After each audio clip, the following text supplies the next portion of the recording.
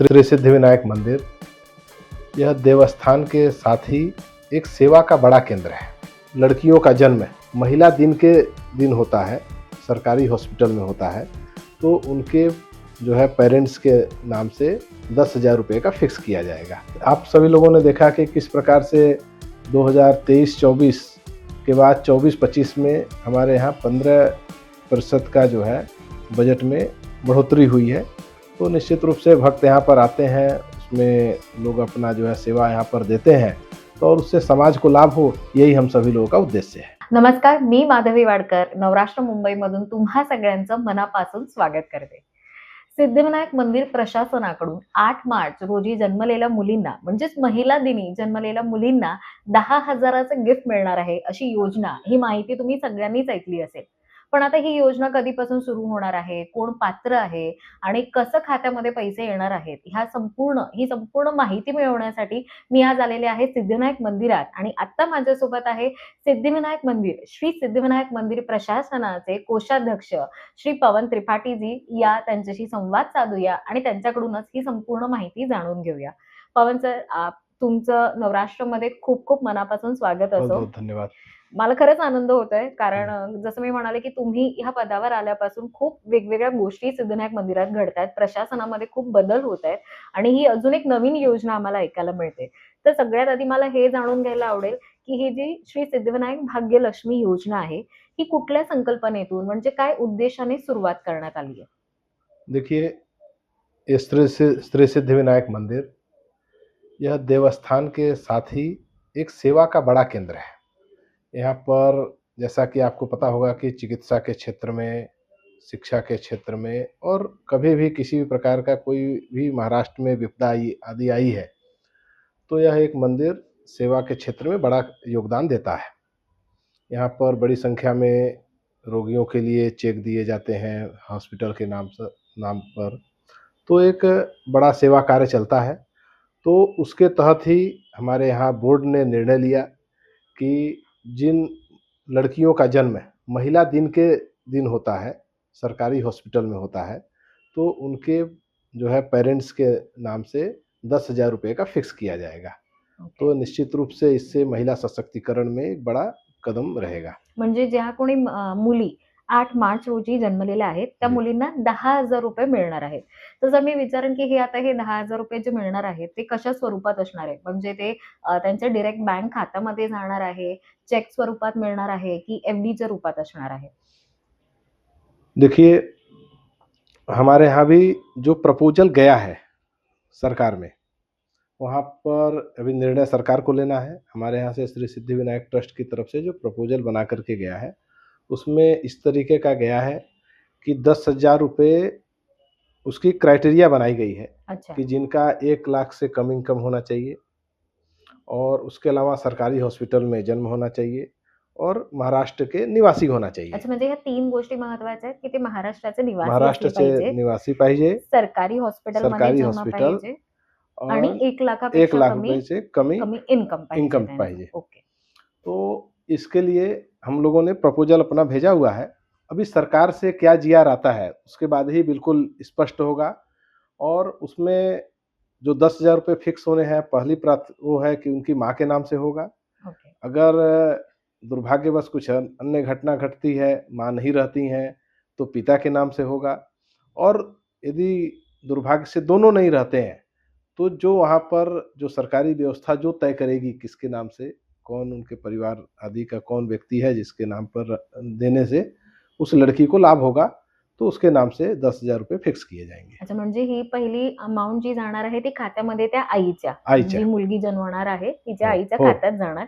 जर काही दुर्भाग्याने झालं तर वडिलांच्या आणि नाहीतर मग सरकार निर्णय घेईल जी, याबद्दल। जी, जी. पण जर काय सांगाल, म्हणजे कोणती कागदपत्र ह्याच्यासाठी त्यांना जमा करावी लागणार आहे? म्हणजे आणि तेही कुठल्या महिन्यापासून? म्हणजे काही स्कीम्स असतात किंवा योजना असतात, त्यांच्यासाठी एक टाईम लिमिट असते की तुम्हाला ह्या महिन्याच्या आधीपर्यंत ही सगळी कागदपत्र जमा करायची आहे। तर त्याची योजनाचा तो काही कालावधी आहे का? आणि कोणती कागदपत्र सुद्धा लागणार आहेत ह्यासाठी? देखिए, अभी हम लोगों ने प्रस्ताव सरकार के पास भेजा है। अब उसमें सरकार तय करेगी कि और कौन से पेपर लगेंगे और उसका टाइम लिमिट क्या होगी। तो सरकार का एक बार जीआर आने के बाद बिल्कुल चीज़ें स्पष्ट हो जाएँगी। हम लोगों ने अपना प्रपोजल भेज दिया है सरकार के पास में, सरकार अभी तय करेगी। पण सर काय वाटतं कधीपर्यंत हा निर्णय येईल सरकारकडनं आणि कधीपासून ही योजना सुरू होईल?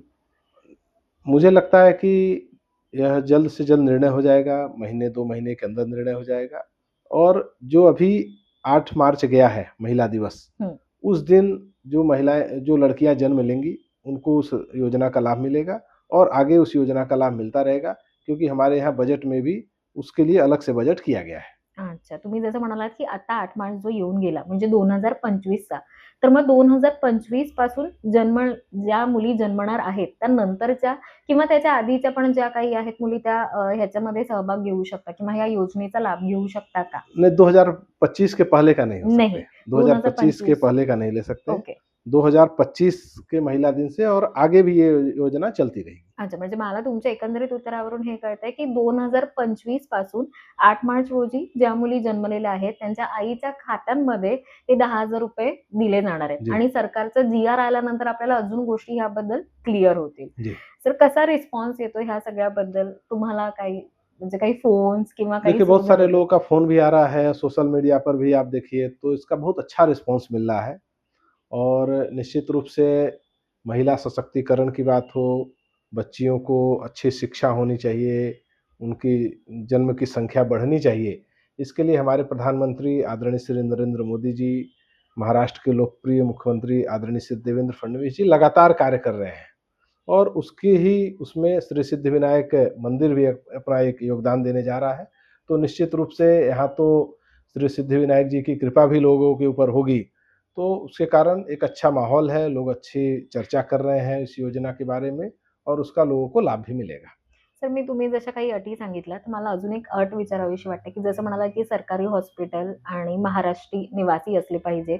जर काही म्हणजे 2025 च्या आधी एखादी मुलगी जन्मलेली असेल आणि आता ही तिची दुसरी बहीण म्हणजे दुसरं अपत्य असेल, तर त्यांना मिळू शकतं का? की असं काही आहे, की पहिलं अपत्यच जे मुलगी असेल तिलाच मिळणार आहे, पहिल्या मुलीलाच मिळणार आहे? देखिए, इसका बिल्कुल जैसा मैंने आपको बताया कि अभी सरकारी जीआर आने के बाद अच्छा. बिल्कुल स्पष्ट होगा कि उसमें क्या वो लोग संशोधन करते हैं, क्या करते हैं। तो वो आने के बाद बिल्कुल आप सभी लोगों को पता चल जाएगा। पण एक जर पुन्हा शेवटचं शॉर्टमध्ये विचारेन, की तुमच्याकडनं जो एक विनंती गेलेली आहे, जे पत्रक गेलेलं आहे, त्याच्यामध्ये काय-काय तुम्ही नोंद केलेली आहे? हमने उसमें ये लिखा हुआ है कि भाई 1 लाख से कम इनकम होना चाहिए, उसके अलावा सरकारी हॉस्पिटल में होना चाहिए और महाराष्ट्र के रहिवासी होना चाहिए। ओके. तो उसके लिए आपका राशन कार्ड लगता है, आधार कार्ड लगता है। तो जिस प्रकार से हमारे यहाँ पर मेडिकल की जो फैसिलिटी दी जाती है कि आपको यहाँ का राशन कार्ड होना चाहिए, आधार कार्ड होना चाहिए, 1 लाख से कम इनकम होना चाहिए, उसी आधार पर हम लोगों ने प्रस्ताव बना कर के भेजा है। लेकिन सरकार उस प्रस्ताव में कुछ जोड़ और घटा सकती है, वो सरकार का अधिकार है। सर, बजेट खरंच आहे आपल्याकडे ह्या सगळ्यासाठी? बिल्कुल बजट है। आप सभी लोगों ने देखा कि किस प्रकार से 2023-24 के बाद 24-25 में हमारे यहाँ 15% का जो है बजट में बढ़ोतरी हुई है। तो निश्चित रूप से भक्त यहाँ पर आते हैं, उसमें लोग अपना जो है सेवा यहाँ पर देते हैं, तो और उससे समाज को लाभ हो, यही हम सभी लोगों का उद्देश्य है। तर खूप छान वाटलं तुमच्याशी बोलून. कारण खरंच ही आनंदाची बातमी आहे सगळ्यांसाठी, सगळ्या भक्तांसाठी आणि सगळ्या मुलींसाठी सुद्धा. तर जाता-जाता नवराष्ट्र थ्रू व्ह्यूअर्सला काही सांगू इच्छिता किंवा काही मेसेज, संदेश द्याल?